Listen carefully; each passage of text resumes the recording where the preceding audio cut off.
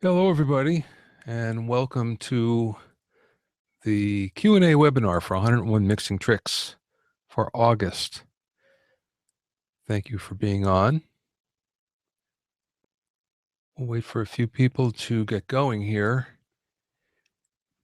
because actually we're 1 minute ahead of time, but that's okay. We have a lot of questions today. There's more than usual, and I think that's actually going to be really good. You're going to enjoy this a lot.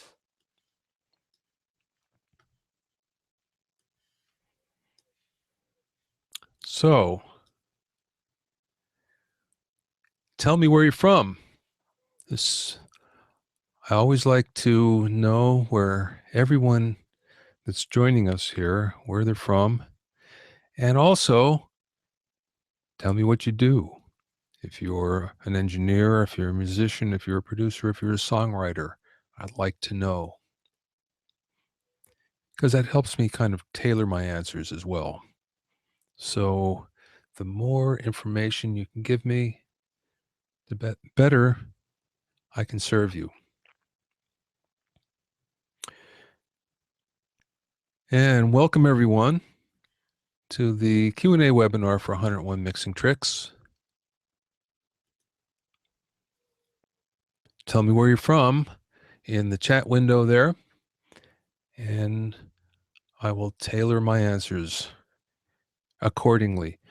The other thing that I'd like for you to know is I'm going to answer some questions that were either posted on the forum, posted in comments, or sent directly to me, and then at the end we'll open it up for additional live Q&A from everybody, and that's always a good part of everything. So let's begin. Actually, before we begin, I just want to tell you that I just posted a new bonus trick number 5. It's all about using the 1176. It doesn't matter which kind of 1176 plugin this kind of applies. There's actually 3 standard settings, and this is the first video to show you the first setting. It's called the Dr. Pepper trick. Now, one of the things that I wanted you to know is we're experimenting a little bit with the high definition portion of the platform. And in this case, we made the file a little big, so you might find that it takes a minute to actually download, or a minute until it gets ready for you. It appears in the cache. So give it some time, and I hope you really enjoy it. So let's see. We have Kevin from Northern Virginia, Victor from Chicago, Rob from Atlanta.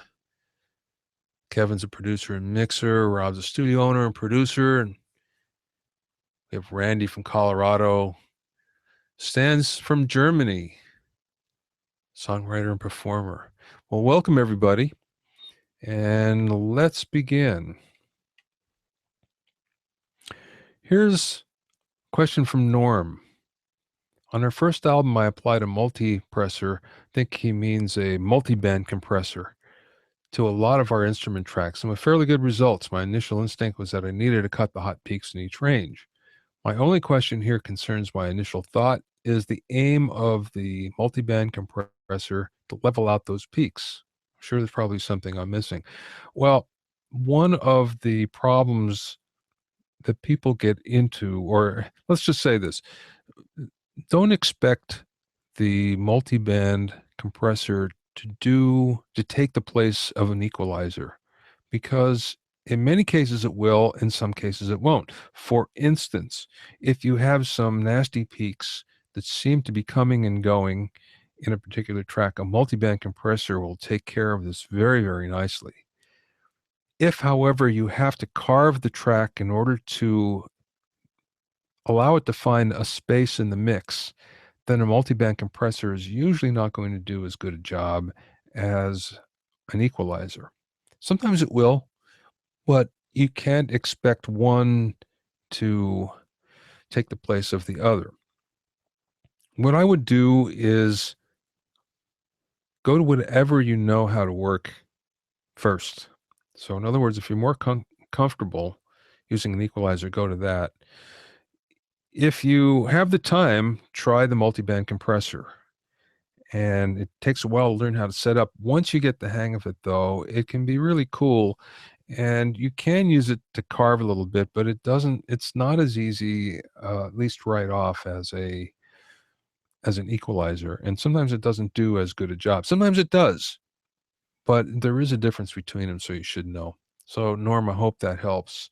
Let's see what the next one is. From Randall.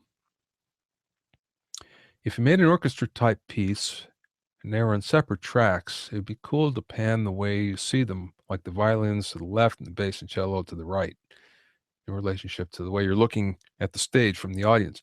Okay, so in other words, he's doing separate tracks for the orchestra and then panning them in different ways, the way they would appear if you went to see an orchestra live.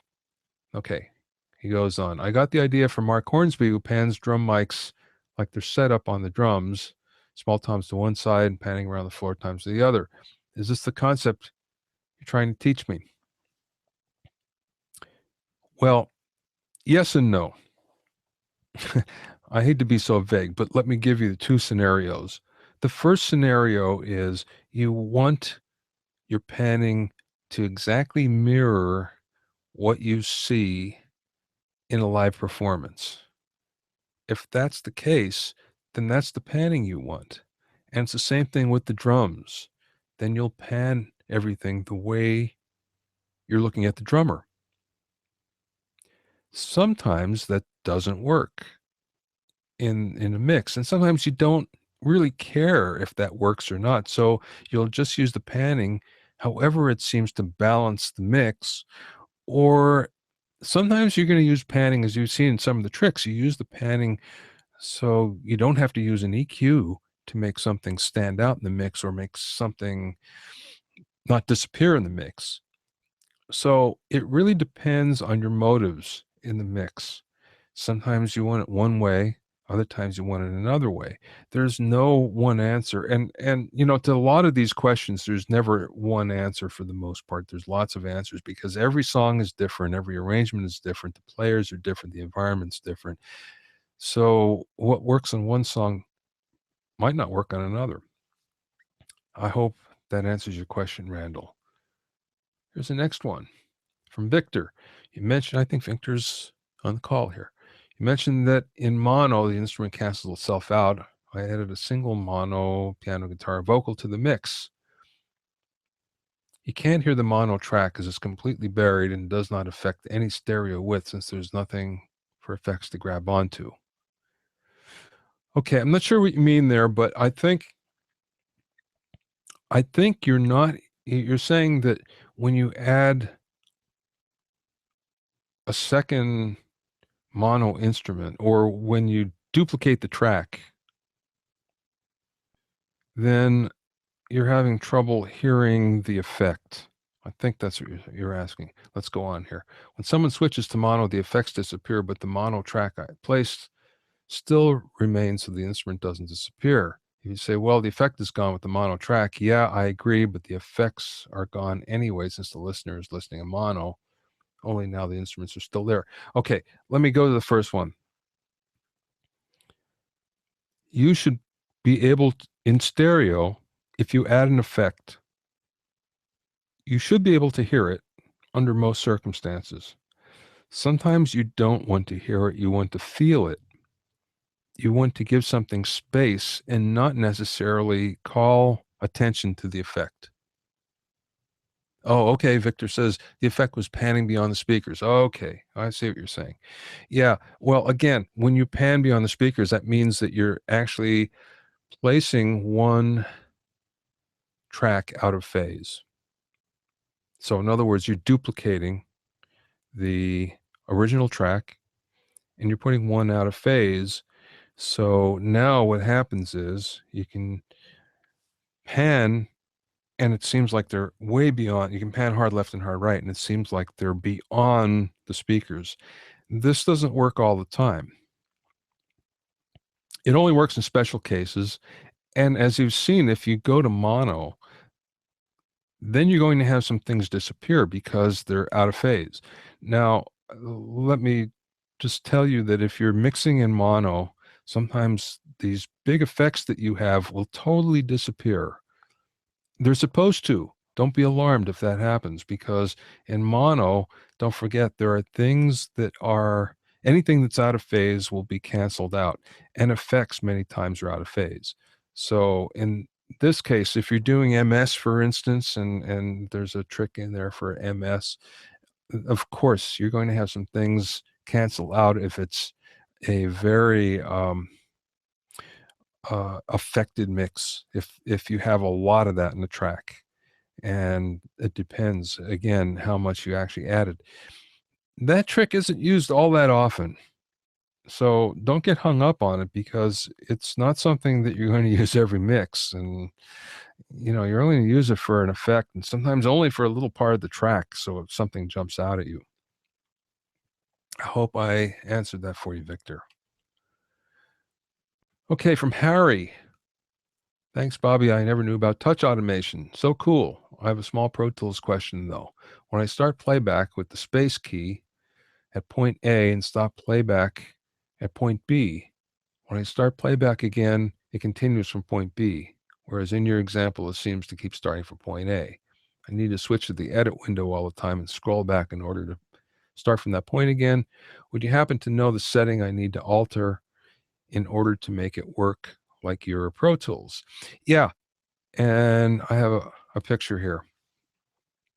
If you're in Pro Tools, basically what he's saying is you'll always start from the same place. If you don't have this particular button highlighted. So in other words, if you're at the start of the song and it plays for a minute, you stop it and you start it again, it will play from the beginning of the song, or it will start from wherever that place is that you've decided. If you highlight it, then what will happen is it will start, you stop it, and then it will start again from the place that you just stopped. Sometimes you want that, sometimes you don't. And that's the way you do it. And each DAW, DAW, digital workstation, is different the way they do that. But sometimes they call it insertion with playback or insertion after playback. So sometimes you want that, sometimes you don't. But that's, if you're a Pro Tools user, that's the setting that you need. Okay, I hope I help you there, Harry. Let's go to Mike. The bonus 5 track will not load. All others are fine. And next thing is, how do I get mixed tracks for modules 2 to 5? I did get number 1. Okay, let me take the first one. Like I just said, I just put a new bonus track up, and I have a few more that we're going to be pasting in the next couple of weeks. Actually, I have a whole list of bonus tracks that we're going to be adding, and maybe even another module that, of course, will be free. So we're, again, trying to convert everything over to, well, actually, let me put it like this. We're on the Kajabi platform, 401 Mixtrix, and they're supposed to update any day now. And when they do, then everything will be in high def. In the meantime, we're trying a couple of tricks to see if we can get high def going. Everything was recorded in high def, and it was uploaded that way. It just doesn't appear that way on Kajabi. So what we're doing is we're trying a couple of tricks to get around it. Like I say, it will load. You just have to give it a minute, unfortunately. But next one that we post, we'll see if we can speed that up. Number 2, how do I get the mix tricks for modules 2 to 5? You should get, right away, you should get modules 1 and 2. And then 3, 4, and 5 are dripped out every week. The reason why I do that is because there's a lot of material here. I don't want to overload you. I'd rather that, I think that you'll get the most out of this course if you take the first 2 modules and kind of get those together and then go a module at a time. And I think you'll get a lot more out of it that way. But there are some people that say, I'm in the middle of a mix. I really need the vocal module right now. And if that's the case, just send me an email and I'll unlock it for you. So no problem there. Now, here's another thing. He says, how do I get the mix tricks for modules 2 to 5? There's probably something wrong, and usually it's with your browser. whenever you find something isn't loading, something stops, the audio stops at a certain time, or the video stops if the audio keeps going, any of those things, it's almost always a browser problem. So first thing to do is restart your browser. If that doesn't fix it, clear the cache. So, and those two things will almost always fix the problem. If that doesn't work, the next best thing is to restart your computer. And between those three things, it fixes 99% of the problems. Sometimes someone will have to go to a different browser, but that's rare. So I hope that helps you, Mike. Let's see. From John, and this has to do with trick number 15, the individual track parallel compression trick. He says, "Hey, Bobby, questions. Number one, how would this be different from busing the instrument to its own aux track with the same type of compression?" Uh, okay, well, normally you don't put a compressor on an aux bus. And the reason being is usually a compressor is only used on one particular instrument. I say usually. So you don't want to take up an aux bus, which you may need later for an effect.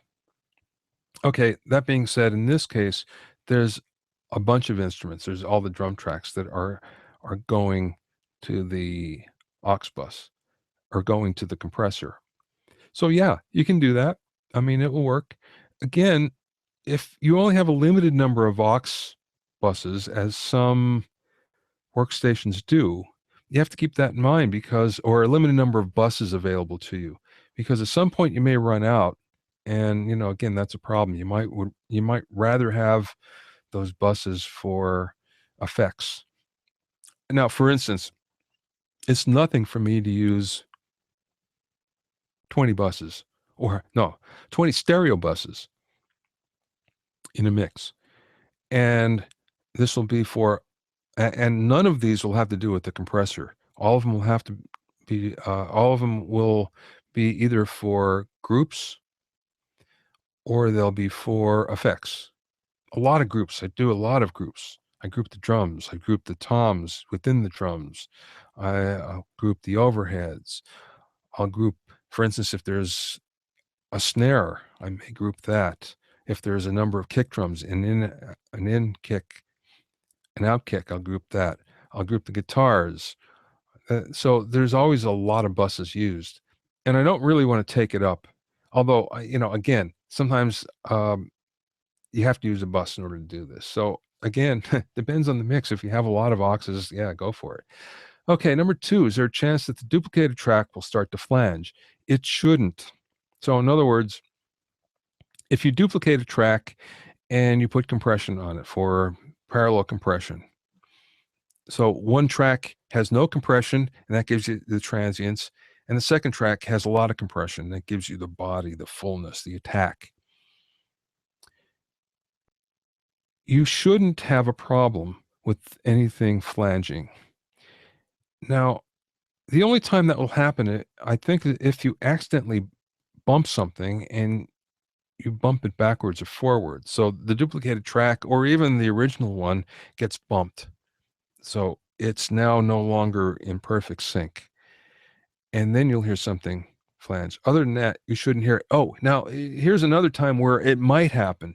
When you put the compressor on the track, and if you don't have delay compensation, which most workstations have these days, if you don't, sometimes you have to enable it.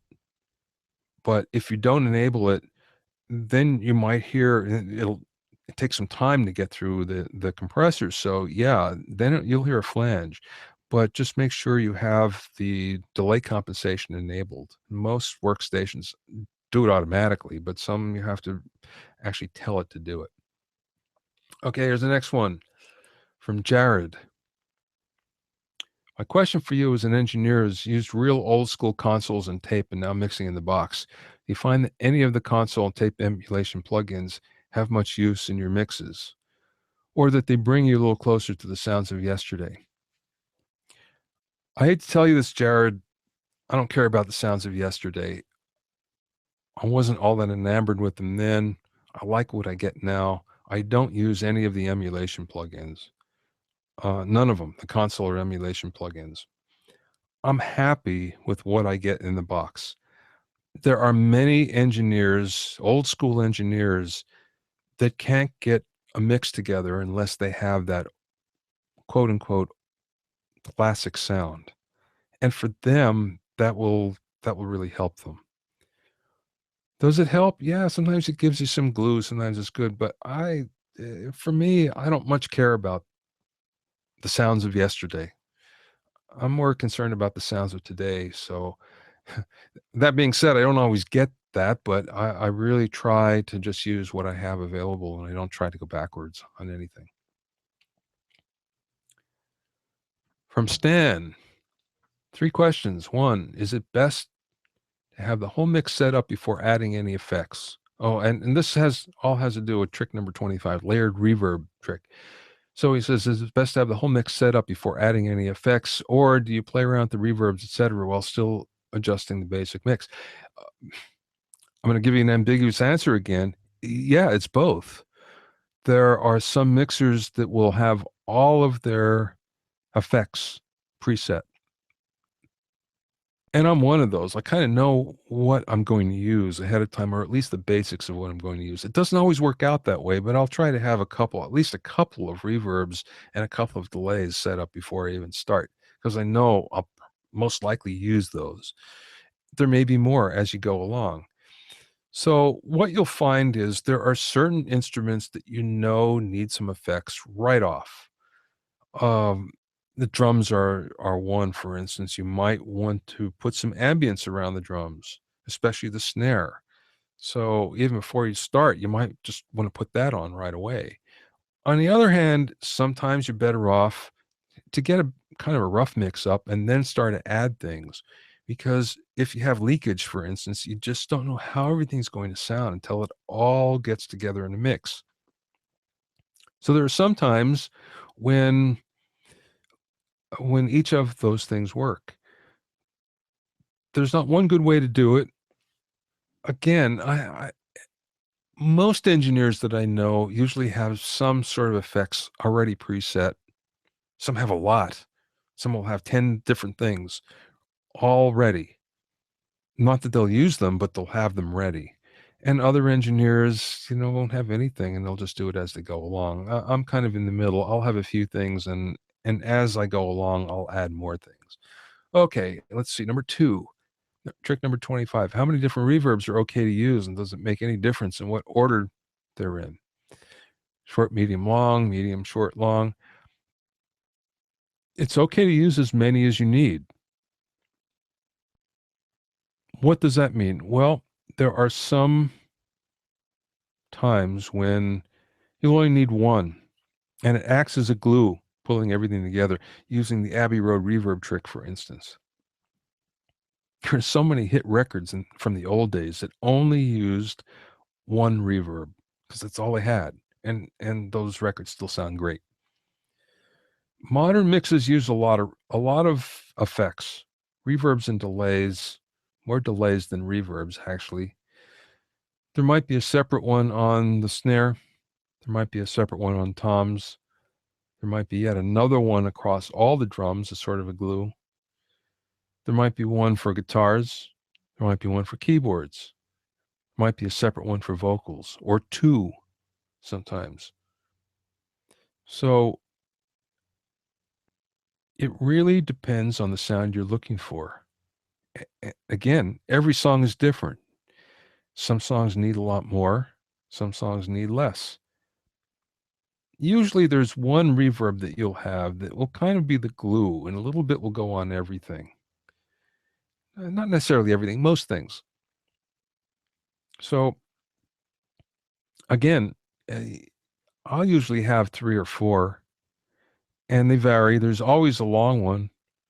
Long, sometimes it's only 2.5 seconds. There's usually a very short one that's 0.5 seconds or less, and there's one in between that I'll use. So That's most of the time. That's me. Now, again, sometimes you want two medium ones because they sound different. One maybe will be bright, the other one will be dark, so you won't hear it. So don't get caught up into short, medium, long. You have to have this. You have to have what's right for the song. So don't get hung up on order. Don't get hung up on how many you should use. Use whatever works for the song. Sometimes that's not many, and sometimes that's a lot. Okay, third thing, do you always put the effects into a bus? For instance, the thickening, delay, etc. Are they inserted, for instance, on the snare or vocal channel? Um, yeah, sure. Sometimes they are. Usually, what dictates this is, do you think you're going to use that reverb on something else, or that effect on something else? And what I find is I'm always surprised what I use the effects on. So, additionally, so if I put something up that's only, let's say, for the snare drum, sometimes if I put a guitar into that effect, it might be just a magic sound and work really well. Or vice versa. Sometimes there might be a guitar effect that I find, wow, that just makes the snare come alive. That's why I'd rather not put an effect just on the bus. That being said, there are some occasions where, yeah, like you say, a thickening delay. If there's something that's specific for that instrument or that vocals a lot. There's only that you're only going to use it for that one thing. You want it to stay clean. You only want it for that one instrument. Then yeah, go ahead, put it on the channel. And you might want to do that with the snare. Maybe there's a snare effect that only happens there. So yeah, go ahead and do it. The only reason why you might not want to put it on directly on the channel is it might be easier to control if it's on an aux bus. And what I mean is it might be easier to automate. It might be easier to turn on and off, any of those things. It might obviously you can control all of those parameters within the reverb or delay or modulation or whatever plugin it is. But many times it's just easier to do it from the aux bus. Sometimes it's easier to visualize what's happening from the aux bus. So that's a good reason to do it from there. Personally, I feel a lot better doing it like that. That being said, there are occasions, guitar, for instance, sometimes there's a guitar effect and it might be something. I like to use like a modulation device, something like a harmonizer setting. And I like that on certain guitars and I'll just put it on the bus. Or sometimes that'll go on a keyboard, for instance. It works really well. So there are times when you use each one. Let's go to the next one here. Victor. Okay, Victor sent this in this morning. He said, I'm primarily a MIDI piano solo guy. Could you do a video on taking the MIDI track from scratch to a full, deep, and rich natural sound? I can send you a MIDI piano track if you want. Yeah, certainly I can do that for you, Victor. But here's the problem. Well, like I sent back to you, if you're only by yourself, it's going to sound one way. So if it's a solo piano, it's going to sound bigger and fatter. As soon as you begin to add instruments, it's not going to sound that way because you have to fit everything into a mix. Mix is only so big, so wide, so deep. And think frequency wise, in order to fit everything in, you have to tailor each instrument. The more instruments, the smaller each one has to be in order to fix it, to fit them in the mix. So that's always something to think about. That being said, if you're always just piano, here's something to think about. And you gave me an example. I don't remember who it was, but it was an example. Here's what happens. You're comparing it to something that was a well recorded, really well recorded solo piano. with a great sounding piano to begin with. It's hard to find a sample that will duplicate that. Yeah, you'll have there's some really good samples out there. They get manipulated between the time the sample is taken by the time you finally get it. It's been through a few generations. There is some manipulation that's been done, and usually there's some quality that's lost. So it's hardly ever going to sound the same. And the other thing is it doesn't respond the same. As you well know, as a solo piano player, you sit down behind a really good piano, whatever it might be, and you play a little different because it responds differently than a MIDI keyboard. So there's all that to consider.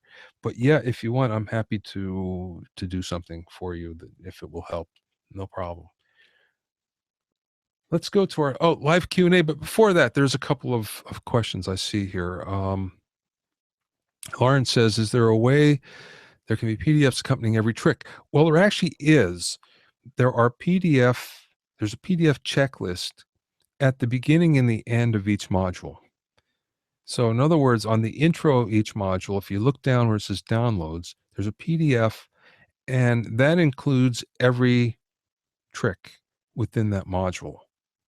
So there's not an individual one, there's one for the entire module. You'll always find that on the intro to the module, and you'll find it on the very last trick of the module. So take a look for that.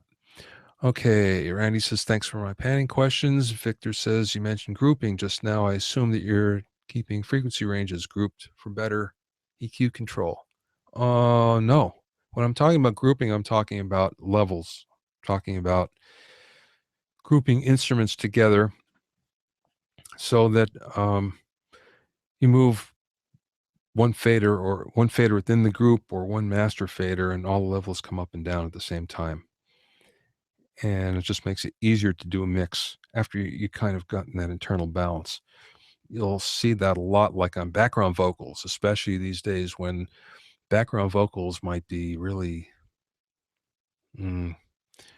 stacked. I just did one where there's 20 tracks of background levels on one part, and there's like 5 parts of that. So the only way that you can do that well is to group everything, so you're only looking at one stereo fader for all those. Okay, questions now. Whatever you like. I'm really happy. What I'm going to do is put up a poll here in the meantime. There's the first poll. I'd like for you to tell me, which module have you found the most useful? There's a couple of more things I'm going to ask you. First of all, Daniel says, if I'm sending out a rough master to a client, what are your thoughts on using a soft clipper like T-Rex clipper instead of a limiter on the master? Yeah, no problem. I mean, if that's the sound that you like and that your client likes, yeah, do it. Here's the potential problem with that. If your client gets married to that sound, you better use it on the master as well. So I wouldn't put anything out on a rough mix that I wasn't going to use on the master, with the exception of level. And what I mean by that is sometimes you want to give the client a really hot master because they're comparing it to other songs. And if you don't give them a hot master, they're going to say, why doesn't my song sound as loud as the other one? I hate to say that's the world we live in, but it's true.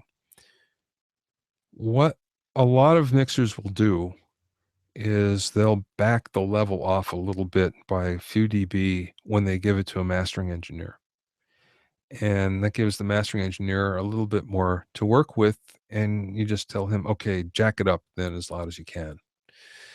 There are other mixers that won't do that. They'll just give them the loudest mix possible and say, okay, do what you can with it. So it goes both ways. So hope that answered your question, Daniel. Anybody else have any more questions? Let's see. Or poll. I hope you're saying the poll, actually. Tell me which module you find most useful. Any more questions? Happy to answer you might have. And it could be on 101 mixing tricks or anything else for that matter. So feel free to ask because that's why I'm here.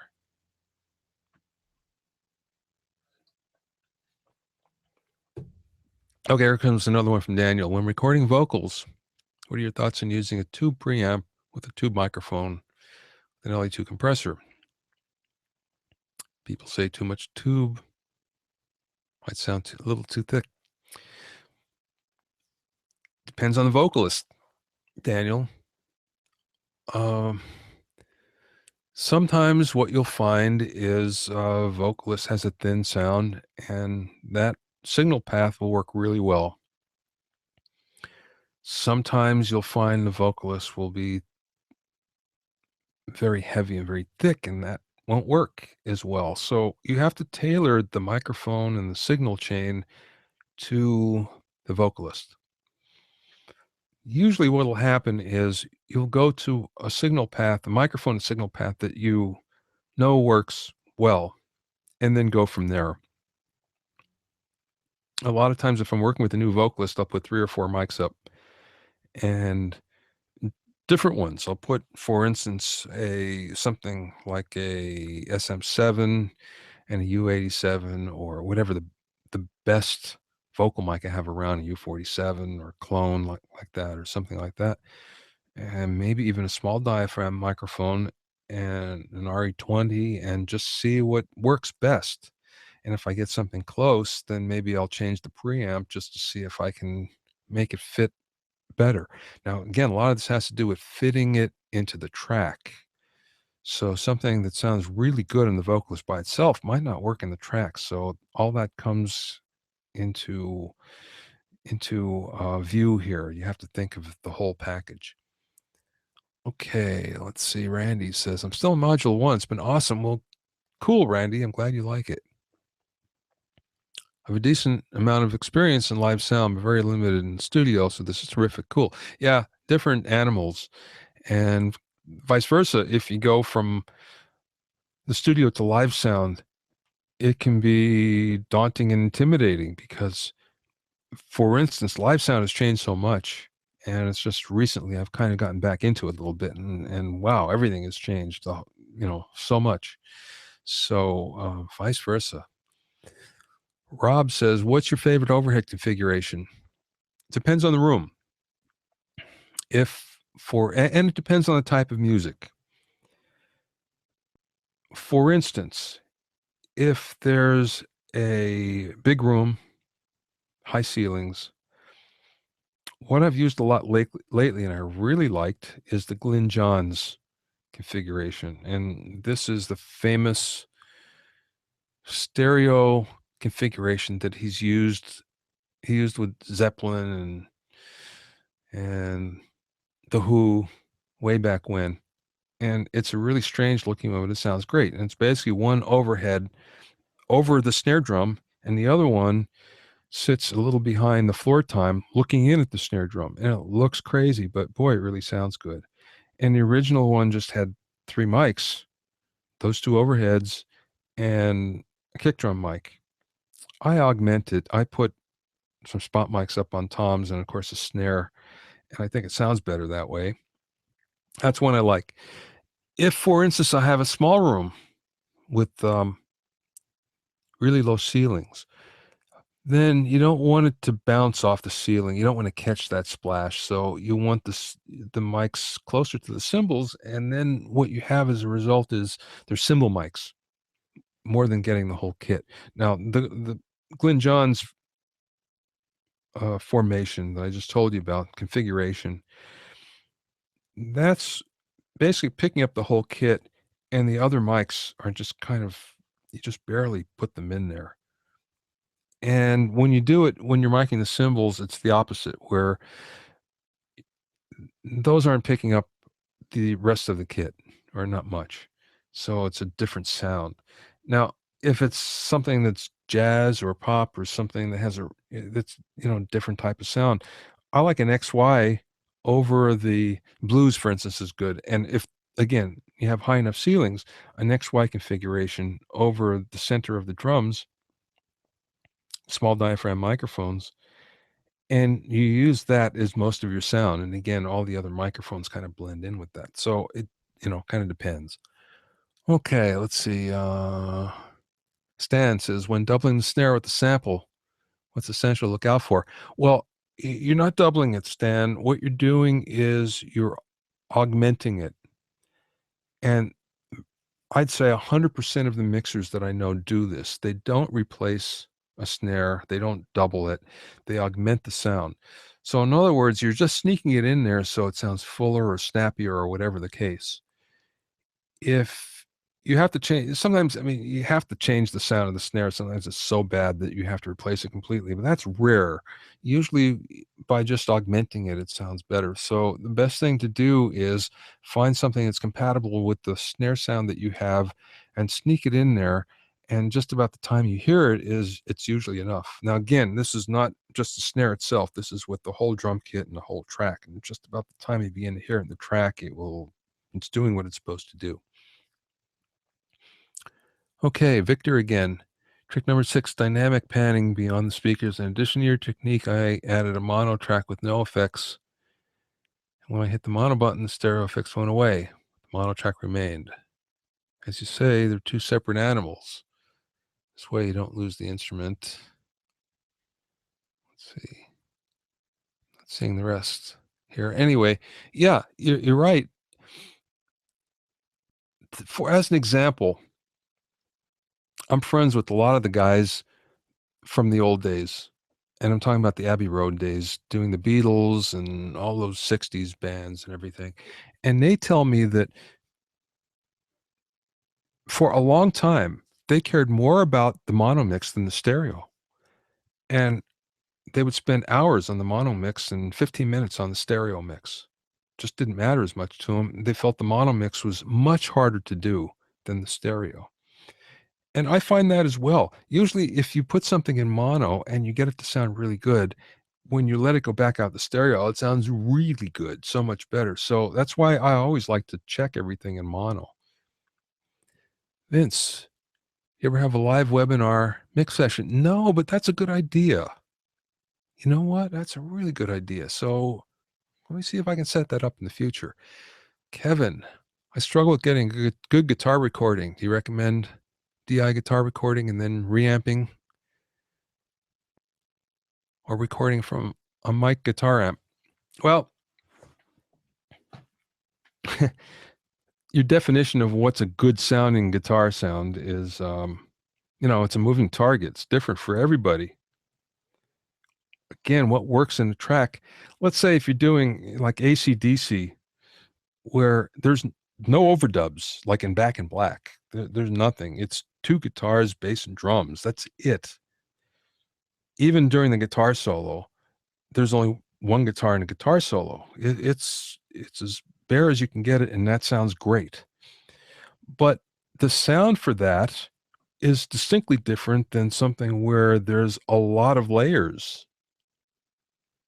So again, what works with one type of music or one arrangement won't work with another one. What I've been doing lately is I've been recording 3 tracks on every guitar. First one is an SM57, not necessarily my favorite, but one that I'll use, or a Royer 121, an R121. The next is some sort of large diaphragm condenser, and this will go one of two ways. If the room sounds good, I may back it up 6 feet. If the room doesn't, I'll put it right on another speaker of the amp, and I'll take a third one as a DI right off the guitar. Now, why the DI? I could care less about the sound of that. The only thing I need it for is editing. So for instance, if you ever try to edit a distorted guitar, you know how hard it is to find the transients, to find where one phrase ends and the next one starts, especially someone playing big power chords. but that guitar, that DI guitar, just makes it so easy because you can see very quickly where the transients are.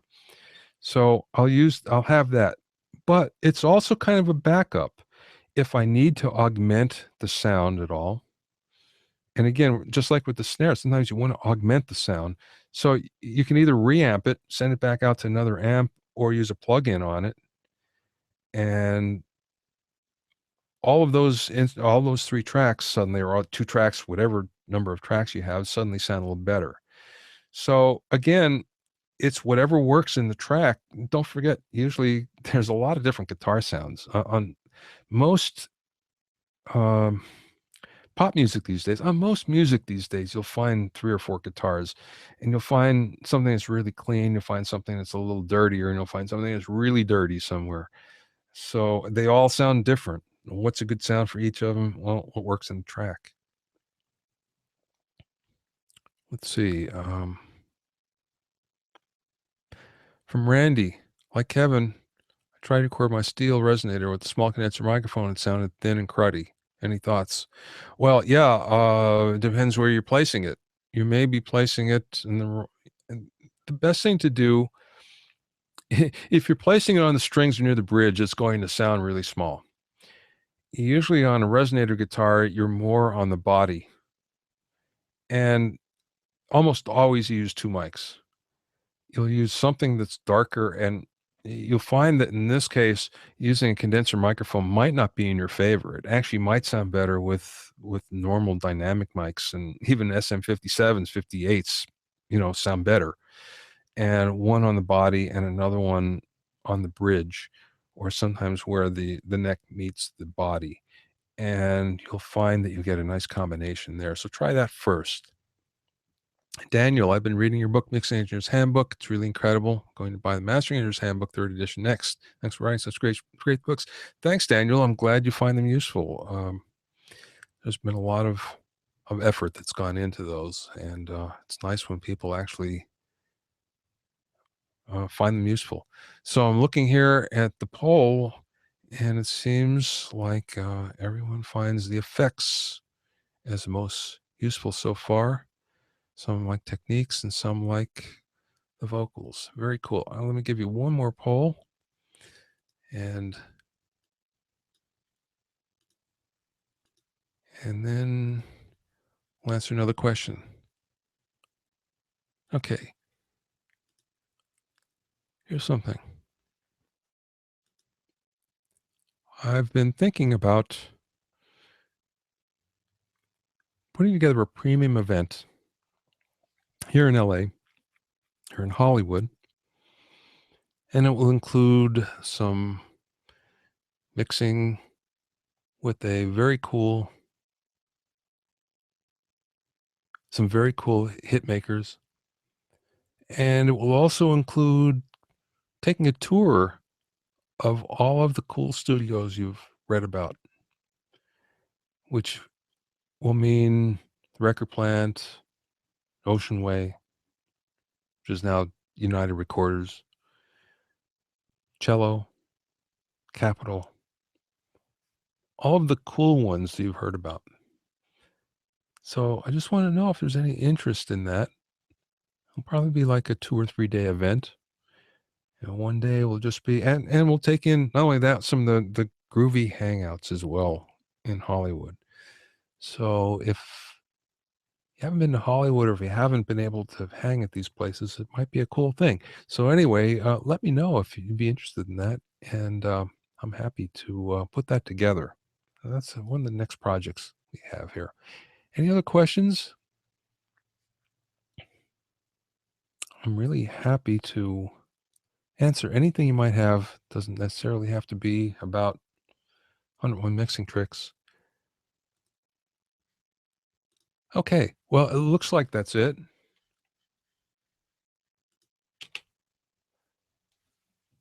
Thanks a lot for being on the call.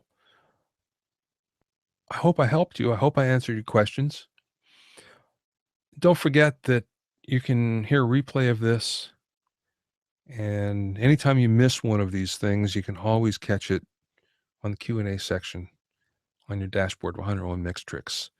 As soon as I can, I will post this and it'll be available. And that's the way all these work. As soon as they're finished, then I try to post them right away and they're available for you to go back and listen or listen for the first time, whatever might be the case. Oh, Rob says, what's your favorite kind of diffuser? I don't generally use them, and I'll tell you why. In small rooms, they tend to cause more problems than they help. They're expensive as well. So I don't use them. I don't recommend them that much unless you have a big commercial studio, in which case then they can be very helpful in the rear of the room. RPG, they're generally the best on those things, and they're expensive, but that's kind of my favorite. From Randy, do you ever take one guitar track a few times to do different effects? Oh, duplicate it a few times to do different effects. No. Generally speaking, if I want to have different effects, I'll just put up another aux track and I'll send it to another aux. And I may want to pan the effects differently. In other words, if the main track, the source track, dry track is panned to the left, I might want to put the effects to the right, more to the right, so they balance out, something like that. And it's usually easier to do that, on effects channels. So no, I don't duplicate them. Parallel compression, I will for that. Yeah, kind of makes sense. Other than that, I don't do that. I'm not saying that you shouldn't. I'm not saying that there's not a way to make it work, but that's what I do, and that's what I don't do. Okay, everybody, thanks a lot. And next month, we'll do the same thing. Oh, wait a second.